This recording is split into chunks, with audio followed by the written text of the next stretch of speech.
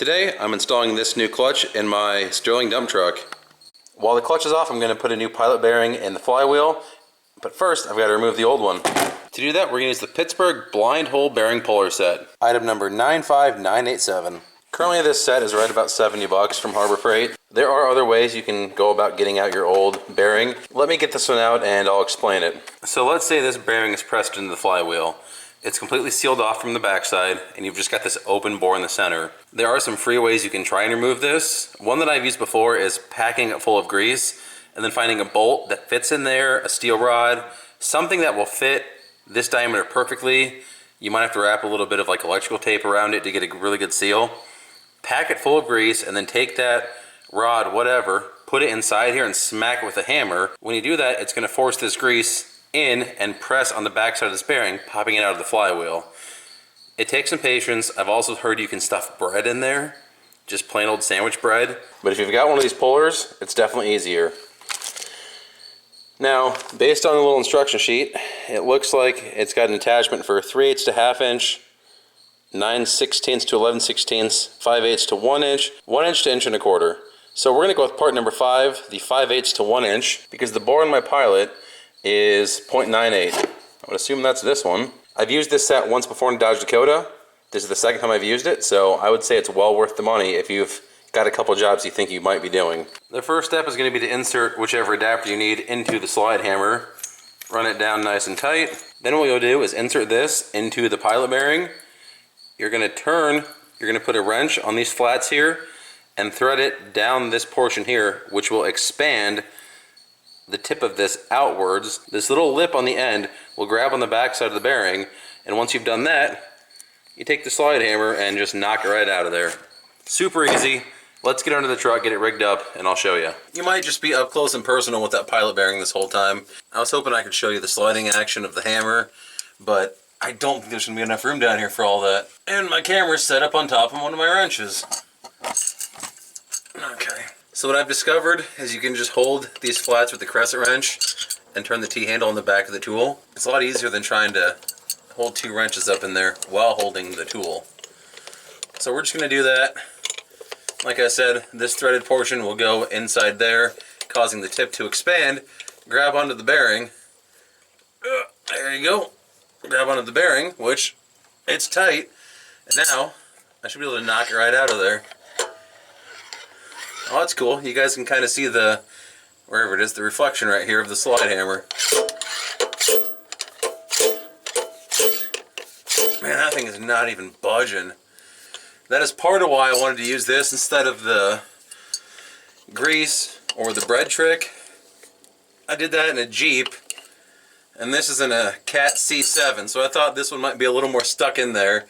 And this bearing is so tight, I can hardly turn it over with just my finger stuck in there. You should be able to put your fingers in the center and just spin the bearing. It's so stinking seized, I was afraid it was going to be hard getting out of the bore.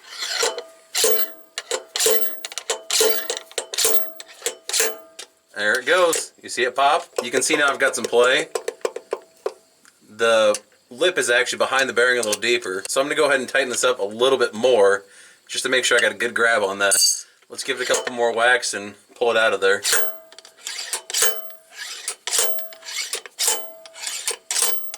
I think one more.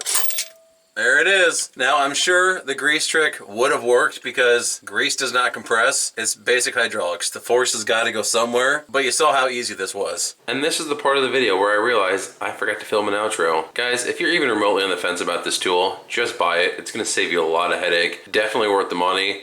If you're only going to use it once, buy it and sell it on Marketplace. Still worth the money. If you're interested, I've got bonus footage on the end of this video of putting the new bearing in. If not, go ahead and click away. Check out one of my other videos, putting the clutch back in this thing, rebuilding the transmission. Plenty of other similar content on my channel if you're interested in that kind of stuff. Thanks for watching, guys. I'll see you in the next one.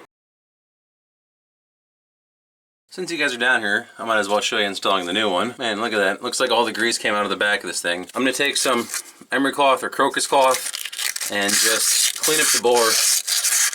The outside of that bearing didn't look too bad, but there's no reason to fight putting a new one in when you could just take 10 seconds to clean that up quick. I'm also going to clean maybe some of this schmoo off the back wall here. And here's the nice new bearing. Now when you install a bearing, you never want to hit on this inside race or anywhere on this shielded part. You only want to apply pressure to this outside race. What I'm going to do, since this bearing is completely flush with the flywheel when it's installed, is hold the old bearing against it and tap on the old bearing. That way I'm not beating on the new bearing, and it should be, oh, sorry guys, and it should be applying a nice even force to the whole thing. The problem with this is I still can't hit just right in the center here because I don't know if that inner race is going to transfer the force just to the inner race of the other bearing. So I'm kind of trying to walk around in a circle a little bit. Just gentle, light taps. I prefer to do light taps with the big hammer instead of big hits with the small hammer. I feel it's easier to control than if you're just going all out, everything you got, with a little hammer trying to make it move. Yep, that was it, it went. And if you're just doing light, gentle taps, you'll feel it. It won't move, and then you'll hit it in the right spot, and it'll go in a little more, and just kind of keep walking around. And well, it's not quite there. I'm gonna go get maybe a socket or something that will fit this outside diameter and give it a couple really good hits. And the sound should change when it's fully seated. In this case, apparently it's gonna be that high-pitched ring, that ping.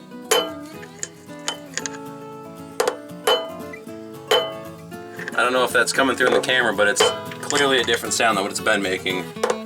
Also, if you'll notice, the hammer's really bouncing off. And there you have it.